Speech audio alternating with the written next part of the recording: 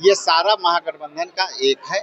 और ये जो मैनिफेस्टो बना है, जो हम हर घर अधिकार के तहत ये इसका टैगलाइन होगा। और इसमें सभी गठबंधन के जो कोऑर्डिनेशन कमेटी के चेयरमैन तेजस्वी जी थे। स्क्रीनिंग कमेटी का काम अभी ये घोषणा हो गई है। जैसे जैसे सीट बाहर आएंगे वैसे वैसे उस पर स्क्रीनिंग कमेटी का काम है कैंडिडेचर को निर्धारित करना। और जैसे जैसे हमारे सीट आएंगे, सीट शेयरे में कैंडिडेट आएंगे और स्क्रीनिंग समिति का बैठक होगी, उस पर हम लोग उसको स्क्रीन करके निकालेंगे कि कौन अपनी ईपिक नंबर बनाई हुई ईपिक नंबर को इनवैलिड मान रही है। और इनवैलिड उसी ईपिक नंबर से 2024 में लोकसभा का चुनाव हुआ और आज उसी ईपिक नंबर को आप खारिज कर रहे हो, तो हम समझते हैं कि इलेक्शन कमीशन ये कौन से निर्णय, ये किसके दबाव में ये निर्णय ले रहा है। कांग्रेस के प्रदेश अध्यक्ष राजेश राम ने आज जिला अध्यक्षों, प्रखंड अध्यक्षों के साथ बैठक की। इस दौरान माई बहन मान योजना, 200 यूनिट बिजली मुफ्त और सामाजिक सुरक्षा पेंशन जैसे तमाम मुद्दों पे बात की। क्या कुछ कहते हुए नजर आ रहे हैं राजेश राम, सुनिए। Ready ready sir. तो क्या कुछ कार्यक्रम आज का कार्यक्रम जिला अध्यक्ष, डेलीगेट्स, एआईसीसी मेंबर्स, कुछ प्रखंड अध्यक्ष, हमारे सीनियर लीडर्स के बीच का ये कार्यक्रम था। हर घर अधिकार के पहलू में ये है कि महागठबंधन में जो हम कई योजनाएं लाने का तैयारी कर रहे हैं, जैसे उदाहरण के लिए माई बहन मान योजना, उसकी भी समीक्षा थी कि अब तक कितना हुआ, वो कैसे चला।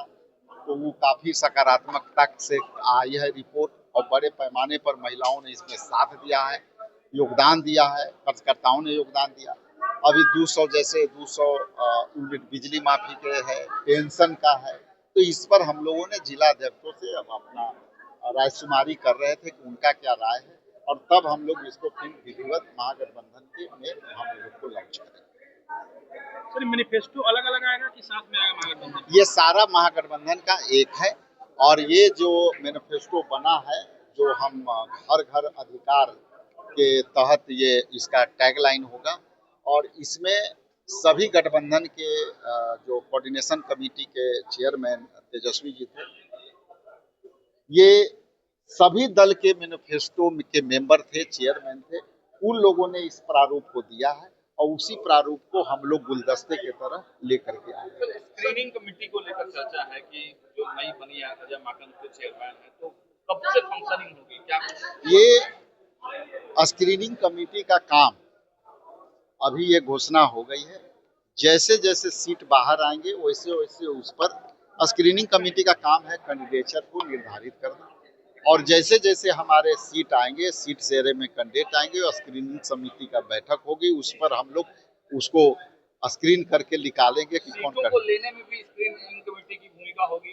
तो महागठबंधन ये स्क्रीनिंग कमेटी सब पहलुओं पर नजर रखती है, लेकिन मुख्यतः कैंडिडेचर और सीट का समीकरण पर ये अपना वक्तव्य देती है। एसआईआर मामले में अभी सुप्रीम कोर्ट की सुनवाई हुई है और उसमें कहा गया है कि चलते रहेगा, वोटर डिवीजन रुकेगा नहीं। तो ये झटका है आप लोगों को। सुप्रीम कोर्ट के हर न्याय पद्धति के हम लोग पालन करने वाले हैं, इसलिए उस पर हमारी कोई टिप्पणियां नहीं है। हमारी टिप्पणियां इस विषय में जरूर है कि इलेक्शन कमीशन पता नहीं किसके जिद में, किसके दबाव में खुद अपनी ईपिक नंबर बनाई हुई ईपिक नंबर को इनवैलिड मान रही है। और इनवैलिड उसी ईपिक नंबर से 2024 में लोकसभा का चुनाव हुआ और आज उसी ईपिक नंबर को आप खारिज कर रहे हो, तो हम समझते हैं कि इलेक्शन कमीशन ये कौन से निर्णय, ये किसके दबाव में ये निर्णय ले रहा है, ये सबको पता है। देखिए, मेरा एक आखिरी सवाल है आपसे कि लगातार दलितों और महिलाओं पर हो रहे अत्याचार के विरुद्ध आप लोग मुखर होकर बोलते हैं, लेकिन डिम्पल यादव के विरुद्ध एक मौलाना ने अभद्र टिप्पणी की है, इस पर आपकी क्या प्रतिक्रिया? देखिए, ये हम डिफाइन नहीं करते। घटनाओं की कोई भी अपराधी के अपना चरित्र होते हैं और अपराधी के जो चरित्र होते हैं वो सामाजिक चरित्र के नहीं होते हैं।